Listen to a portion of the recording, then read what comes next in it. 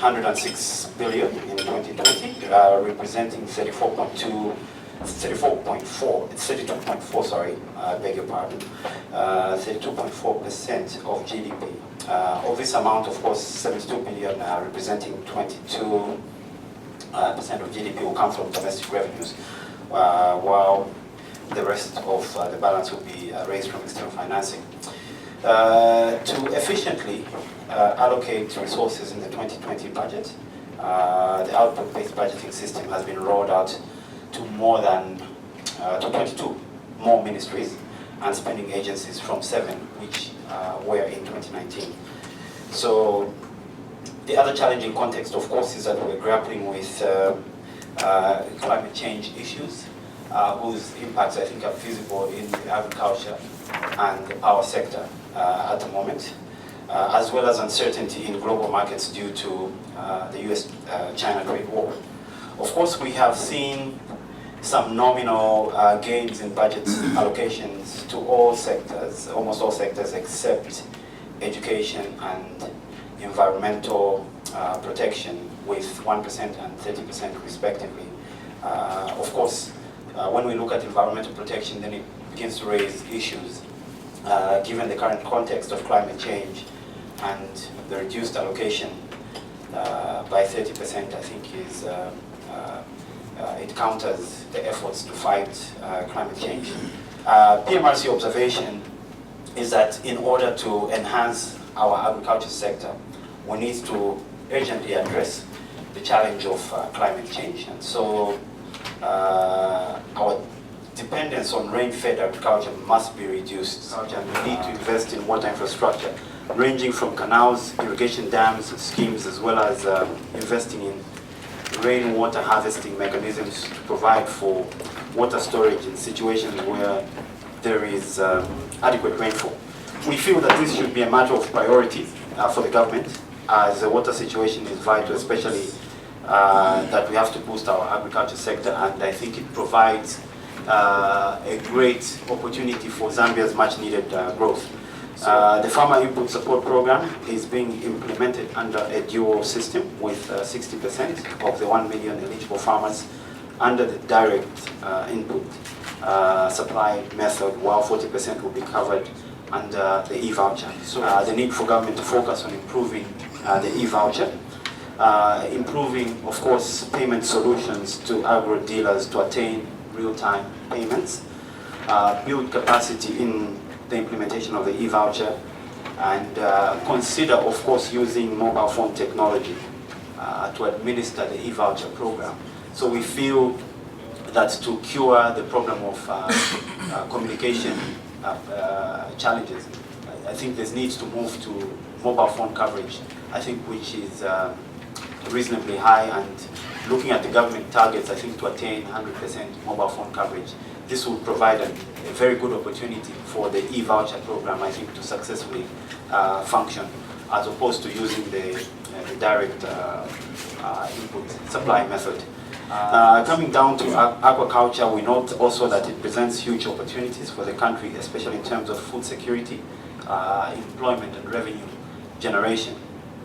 So there's urgent need to stimulate activity in this sector, especially considering that we have been advocating for enhancement of the blue economy, which includes fisheries subsector.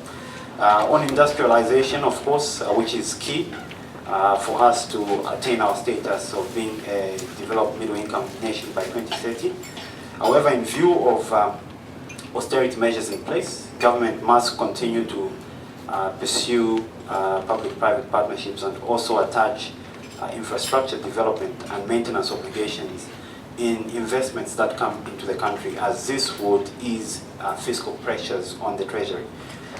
On CFTA, the government, through the Ministry of Commerce and Trade and Industry, should build capacity of Zambian firms to compete in the continental market. Manufacturing industries, I think, will need to be strategically considered by promoting value addition, as this is a sure way for Zambia, I think, to benefit from CFTA.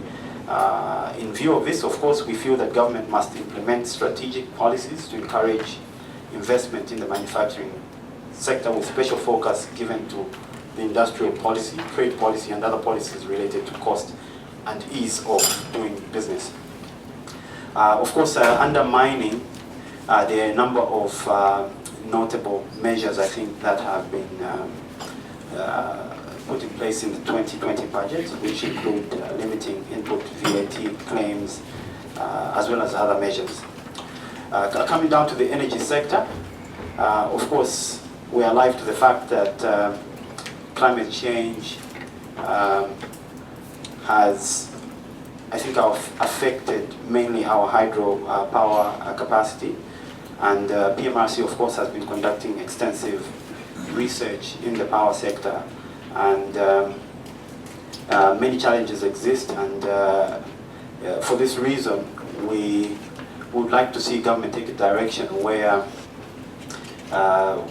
we try to encourage investment from the private sector, given the current fiscal constraints that we are facing. On road infrastructure, we note that the budget has allocated around 10.5 billion towards road infrastructure. This is an increase from 6.5 billion in the 2019 budget.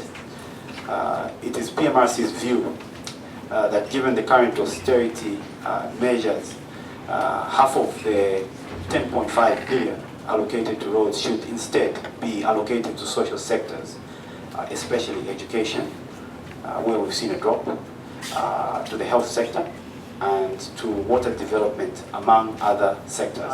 Of course, I will touch on, I think, the social cash transfer, where government has allocated 1 billion.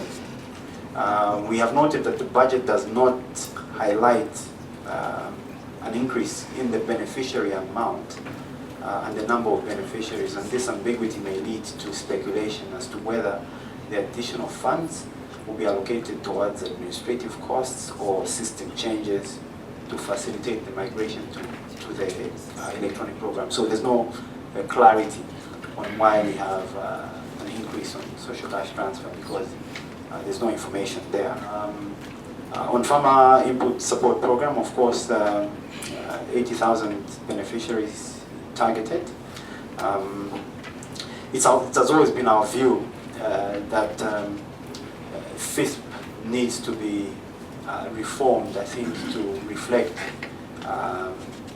the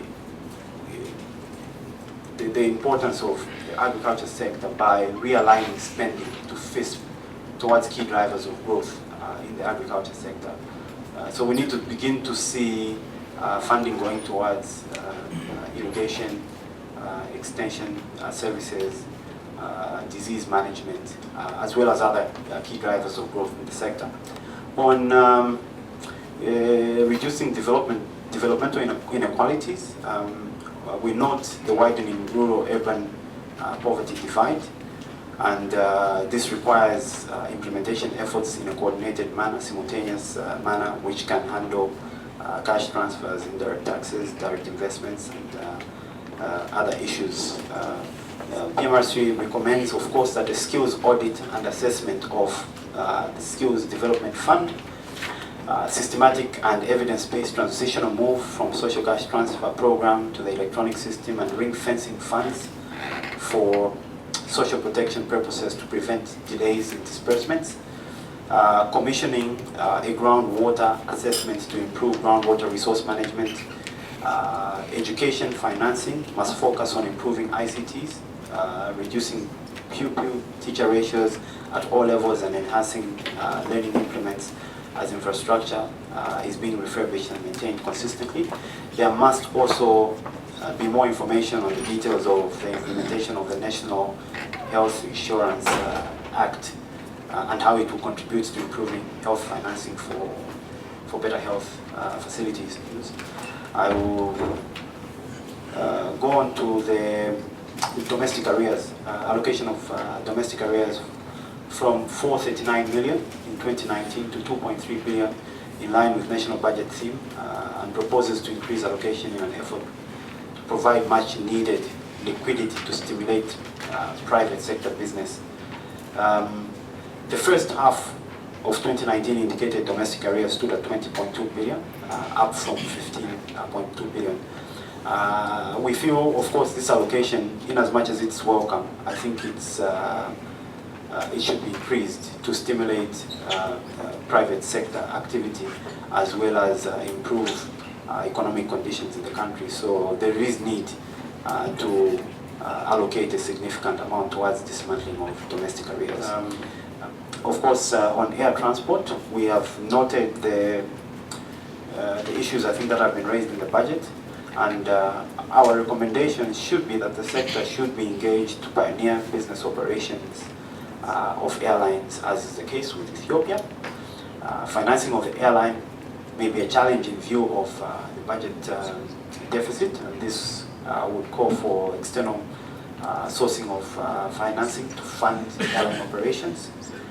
There should be very clear terms of reference between Zambia and Ethiopian Airlines so as to ensure that profits are shared equally and that Zambians benefit. Talking about the planning and budgeting bill, what could have been the challenge? Have you at times engaged the executive to find out as to why this bill was delayed? Thank you, Chief. I've listened to a lot of proposals in the presentation. You talked about canals, you talked about teacher recruitment and the pupil-teacher ratio, and also what would development. In your own way, if you had to prioritize, you know the budget system. If you want to increase here, you have to reduce somewhere. And in this setup, even if it is 106, by the end of 2020, government would have only released maybe only 40. Which one would you prioritize to say this is key for Zambia? And we can also drop certain activities that we cannot miss so much for us to make a meaningful development. Okay, so in our submission, we have, just that in the interest of time, we didn't touch on the planning and budgeting bill. So our submission has echoed exactly what the Honorable Member of Parliament has indicated. We have submitted that the planning and budgeting bill should be prioritized. As a matter of fact, it's actually, it gives guidance or a framework on which the budgeting and the planning process should be done by incorporating the members of the general public, and we understand that this is actually even a constitutional provision that our citizens should be involved in planning, in budgeting, and in the development of the financing framework for the country. Thank you. Regarding the second question on priority sectors,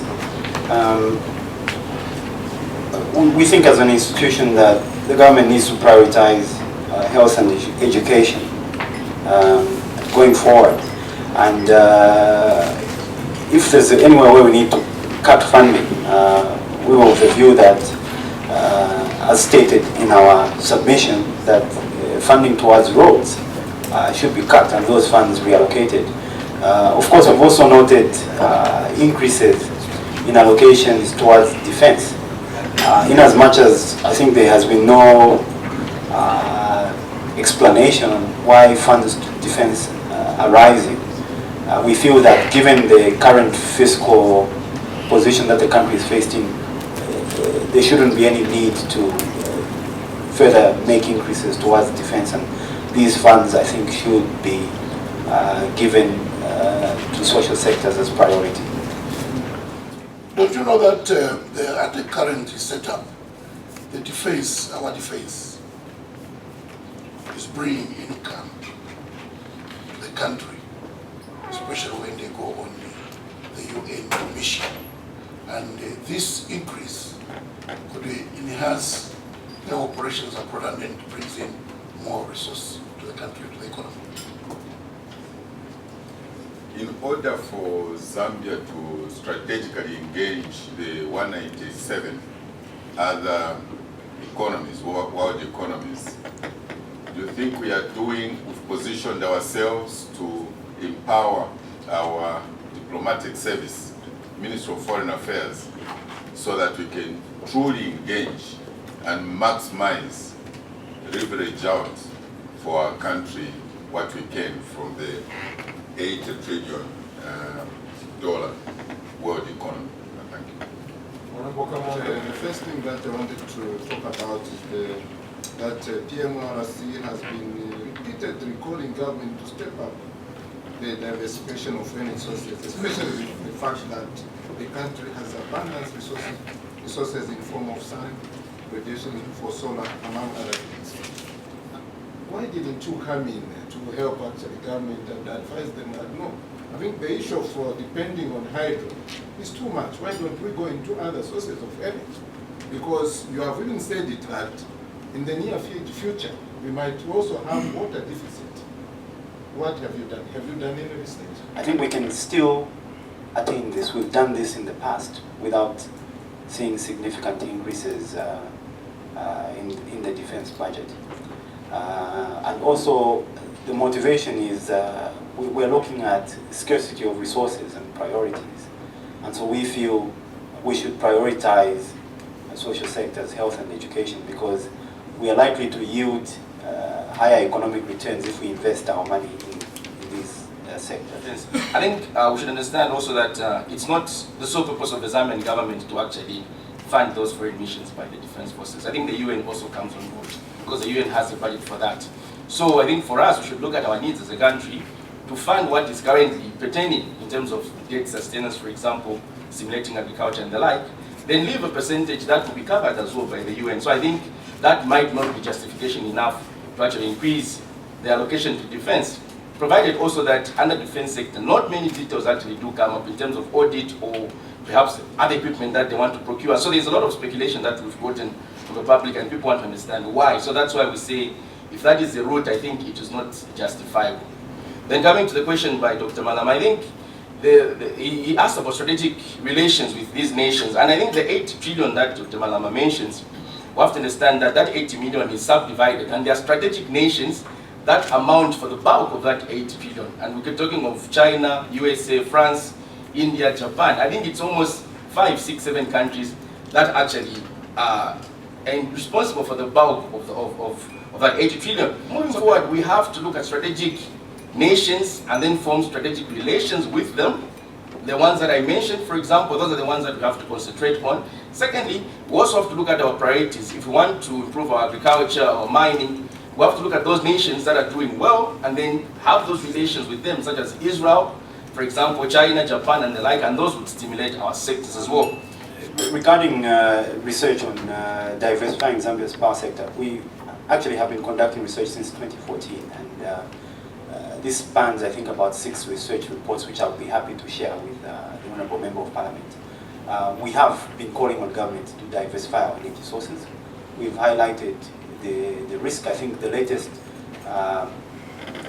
report that we released was December 2018, where we highlighted the risks of hydro power dependence.